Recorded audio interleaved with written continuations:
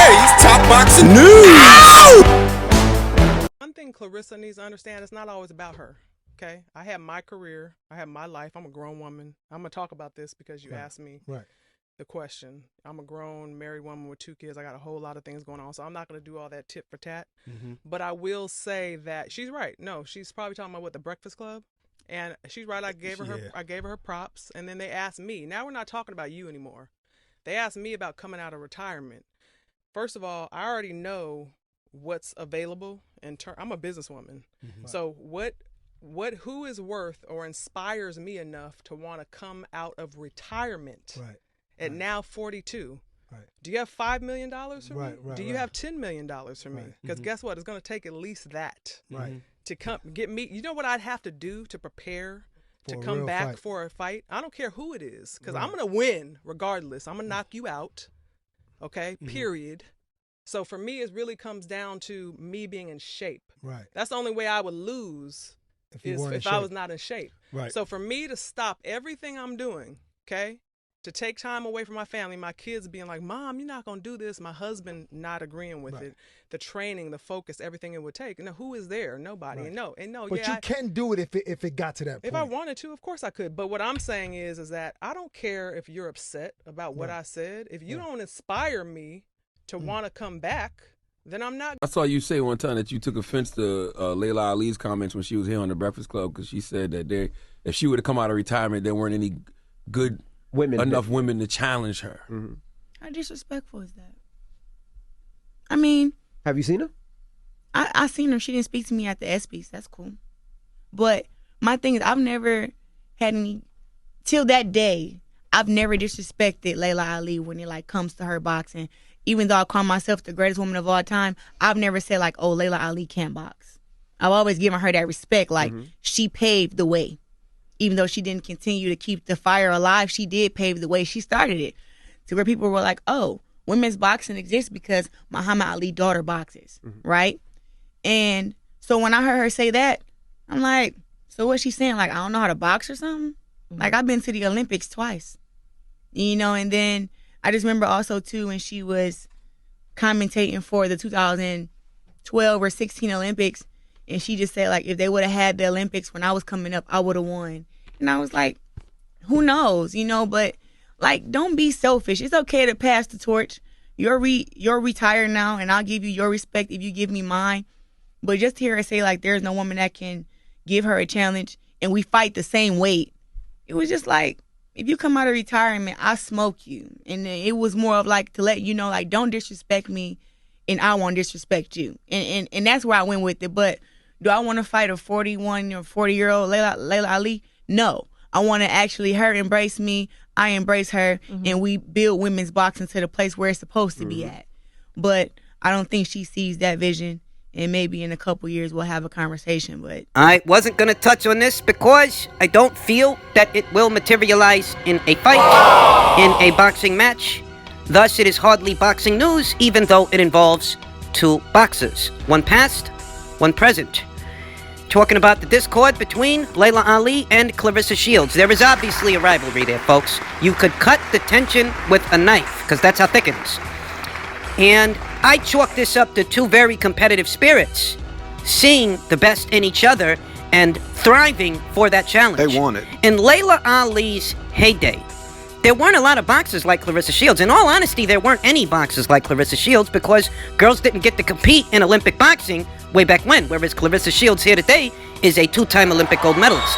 I think that Laila sees this, and a part of her longs for that kind of a challenge. First of all, she could never beat me.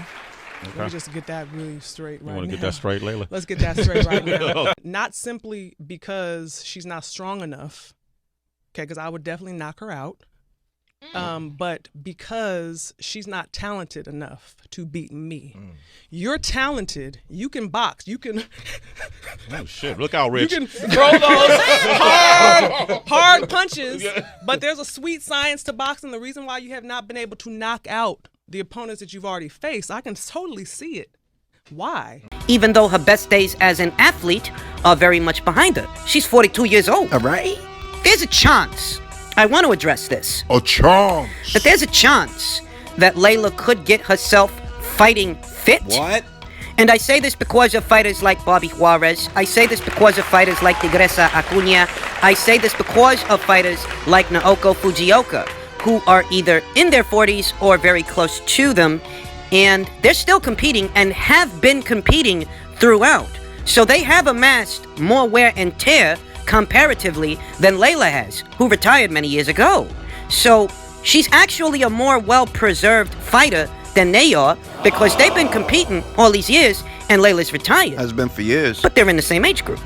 So I do happen to think that for the right price, yes, Laila could formulate a comeback and get herself fighting fit, though I doubt she would be able to compete at the level at which she competed. You can get her to fight, but she's not going to be exactly the same fighter that she was 10, 15, or 20 years ago. That's just the reality of things, folks. Okay, what do you want? But that she could formulate a comeback, yes, it's entirely possible. It is entirely feasible for the right price. Ow! The thing is that for this fight to live up to what it's supposed to be, there are a lot of things that would have to happen. Not only would Laila have to get herself back fighting fit, which is a arduous task in and of itself, the money would have to be right, but she would also have to convince an audience that Laila is still enough of herself to make this a fight. So she'd need a tune-up, maybe two, to convince people that this is the same Laila or something close to it that was knocking broads out years ago.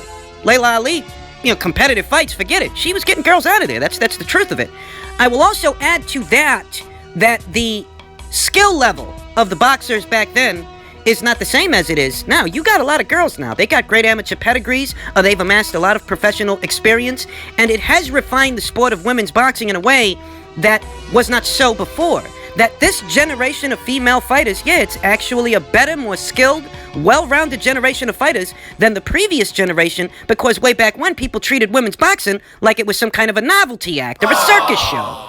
I view Laila Ali as one of the trailblazers, one of the pioneers, but that has to be addressed. That this generation of women boxers has certain avenues that were given to them by the pioneers, like Laila Ali, like Ann Wolfe and Christy Martin and Holly Holm and Sophie Ann Mathies, and the list goes on.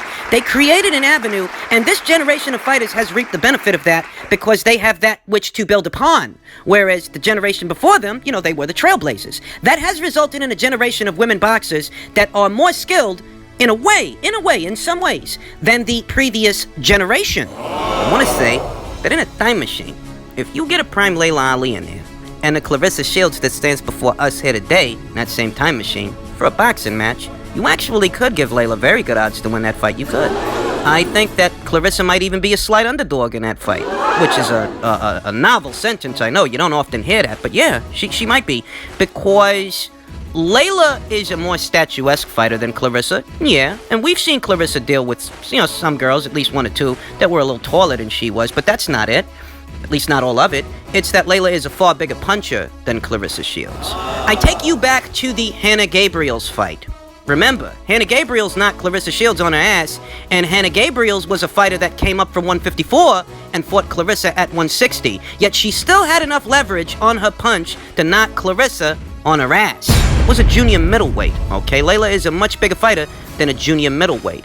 If Laila Ali, hypothetically speaking, were to fire off a compact uppercut, I believe it was an uppercut that Hannah Gabriels landed. If that was an uppercut from Laila Ali, you have to realize that a taller fighter can drive that punch and do damage with it more so than a smaller fighter like Hannah. Hannah's smaller than Clarissa, and Clarissa's smaller than Laila.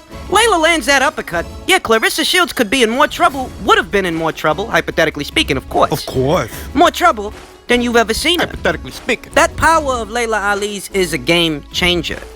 Claressa Shields is a good fighter. It's not my intention to denigrate her in any way, shape, or form, but there are certain things to be addressed. That Claressa Shields, like many of these female fighters that come from the amateur ranks, they're transitioning from an amateur style to a pro style. If you're seeing that Claressa Shields is beating these girls decisively, but she can't quite get the knockouts, she can't quite get them out of there, that amateurish style would be the reason. You see, Clarissa and her hand speed, they get a lot of respect, And after a while, these girls, they just stop fighting. It stops being about winning the round and winning the fight, and it starts becoming about not getting hurt and not getting knocked out. So you get a lot of girls, they just stop throwing punches, they stop fighting back, they start shelling up.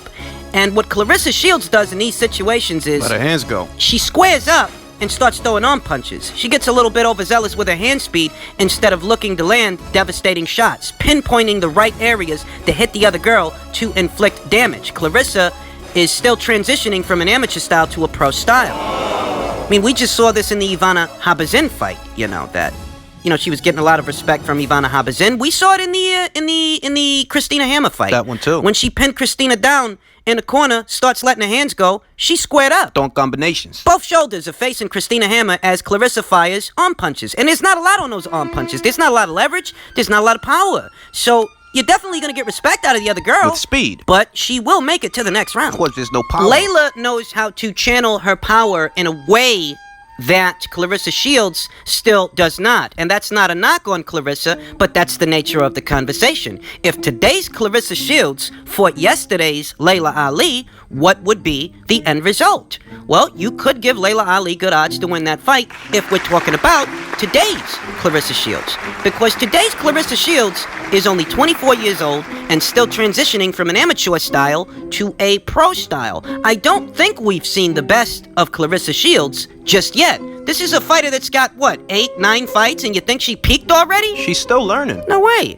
I think that there's more to come from Clarissa, but the conversation is whether or not there's more to come from Clarissa. The conversation is, if today's Claressa Shields fought yesterday's Laila Ali, what would happen? Well, in that situation, you actually could give Laila Ali good odds to win that fight. You could. Claressa Shields' saving grace in that match, hypothetically speaking, of course, is that she has sharper reflexes and better defensive movement, better defensive maneuvers than any of those girls, and every one of those girls that Laila Ali fought. So she could prove to be a harder target. The area of vulnerability for Clarissa would be when she's stringing together combinations, when she's letting her hands go. She's open. That would be where Laila can wing a shot and catch her between the punches the same way that Hannah Gabriels did. Not many fighters go out there with Clarissa and put on a performance the way that Hannah did, to where, yeah, she's losing the fight, but she's actually fighting back. She's winging shots. If Hannah could take Clarissa's best, I dare say that Laila could do a little better because she's a bigger, more durable fighter and seldom ever languished, if at all, with more punching power. But that would be Clarissa's out in a Laila Ali fight, that she's a harder target, could prove to be a harder target. She slips punches better, rolls punches better, has better defensive maneuvers and capabilities than any of those girls that Laila fought. So that is also a factor as well. This is a fantasy match in many ways. Prime Laila versus today's Claressa Shields. That's what it is. If you're going to call it what it is, then that's what it is. It's a fantasy match, and it's a fantasy because Laila Ali's 42 years old. She's far removed from combat sports and far removed from her prime. So the enthusiasm that you're feeling is the enthusiasm of a prime Laila Ali, which you're not going to get. You're not. Scoring off against today's Claressa Shields. And the question as to what would happen if the two ever met. I look at it as, close to even money. It could be a 50-50 fight, though I do give Laila a slight edge because Claressa Shields, what's she got?